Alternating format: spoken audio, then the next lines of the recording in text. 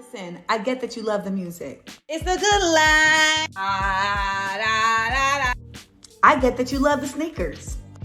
I get it. But I don't know how y'all continue to support this person as an individual, including their art, with this type of foolery going on.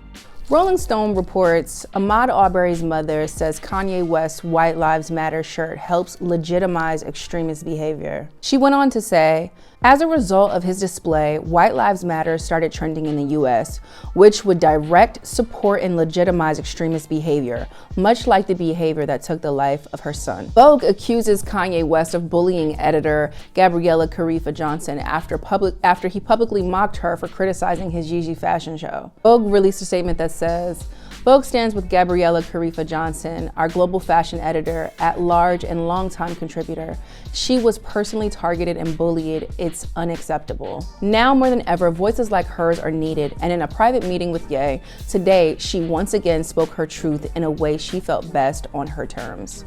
I think Kanye West is in the pursuit of the career and the life of a white businessman, like an American white businessman. I think that is what we are watching him pursue. And what's really unfortunate is that the way he's doing it is just like a white man.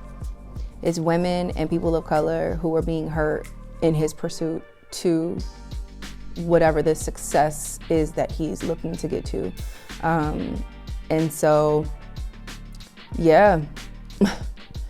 We gonna see what happens. Adidas is like, yo, he got a lot of heat coming at him right now from the fashion world, from social justice leaders, from brands and partnerships that he works with, companies that are affiliated with him, and yeah, we'll see what happens. We'll see if this is just another thing that everybody sweeps under the rug. Because the thing is like, we've seen Kanye do the MAGA hat. We've seen Kanye say that slavery was a choice. I mean, we've seen a lot. We've watched him go back and forth with Pete Davidson this year. We watched him harassing Kim on the internet. Like, I mean, we've seen a lot. So I'm not sure what else the people need to see for people to start to actually really deal with him differently. But, you know, we'll see. He did what he came to do, which is get everybody's attention, get everybody talking about him, and create a conversation. But I think the thing that's dangerous about his style and strategy is that he's willing to create a conversation by any means necessary. So that's my 2 cents on that. Drake announced that he's doing a concert at the legendary Apollo Theater in Harlem in collaboration with SiriusXM this November. That's going to be really exciting. Variety writes, the move is long overdue, as the Apollo is a legendary incubator of Black musical talent, and over its nearly 90-year run has hosted Ella Fitzgerald, Sarah Vaughan, Billie Holiday, James Brown, Stevie Wonder, Gladys Knight, Luther Vandross, Her, D'Angelo, Lauryn Hill, and so many more.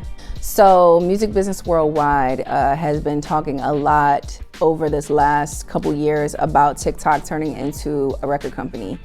And so of course, y'all already know me, I do the research. So I went and I looked stuff up, and I was just like, oh my gosh. So TikTok has over 1 billion users, and they're on track to have 1.8 billion users by the end of 2020.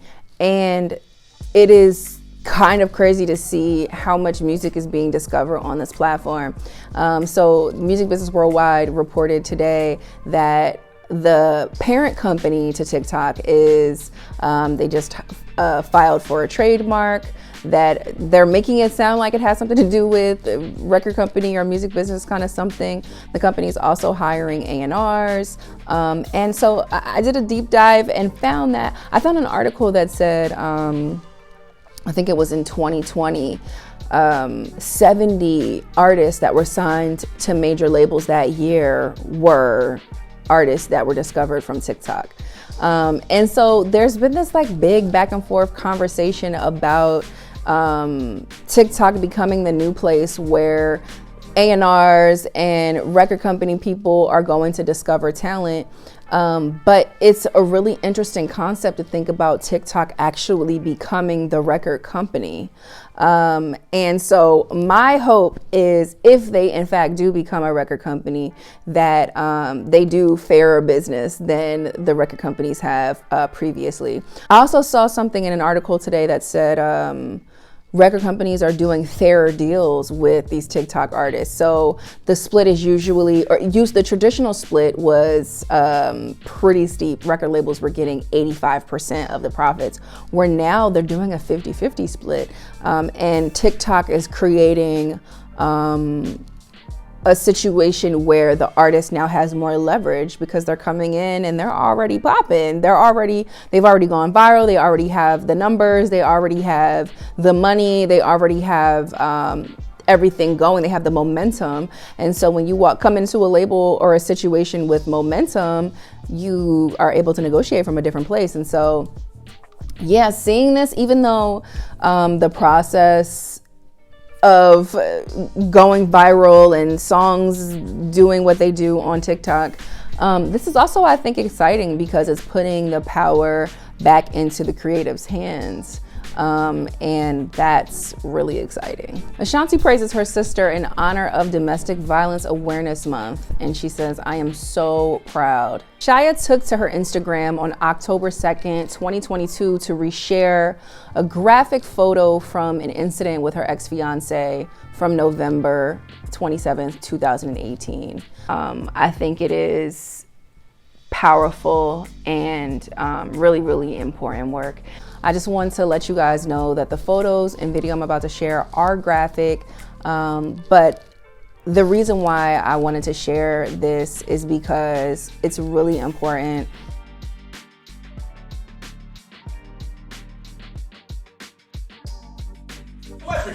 Who do you think I am, a Get bitch? the fuck off of me. Get ahead, get hyped and do Get it. off of me. Do it out of hypeness. Get ahead. Get ahead. Get ahead. You want to spit in my face? Get ahead. spit on me already. And he spit back on me already. Spit on me He twice. spit back on me already. You spit on me twice. Yeah, he spit back on And me you already. beat me. Yeah, I and know. you said do And I everything. beat you, right? Move. The fucking line. Get it, tough guy. Move.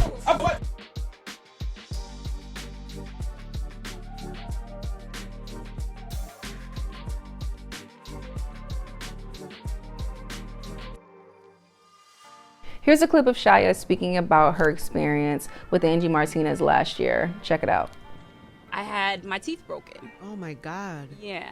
Were you married or was this I was engaged. You were engaged. I was engaged at the time. Is this a long time? Yeah, we were together for 13 years. How old were you? Because you're young. Yeah, I'm young. That was 3 years ago. It wasn't that long ago. Oh, so this is new, this is baby. I'm recent. sorry. Yeah, Wow. Yeah, this wasn't like this is literally my first time speaking on it publicly. So you were a baby dating this person. Yeah. Right. Essentially. And that's basically why, in terms of wife for creation, for me, it's about self-discovery.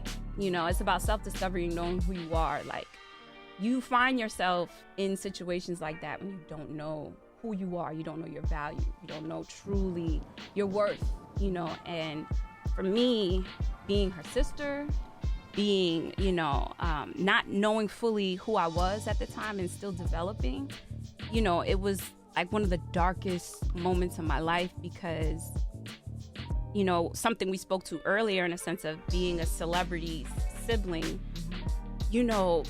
us as people, as how we process, in our home, in our community, we don't necessarily process trauma correctly or, in the best way. Yeah, I was wondering that. Like, were you, while it was happening, were you communicating That's that? basically what I'm saying. Like, it was very difficult for me. I felt isolated because of two things. My own personal, what I'm going through, what I'm experiencing, and then also because of the celebrity aspect, it kind of puts you in a box.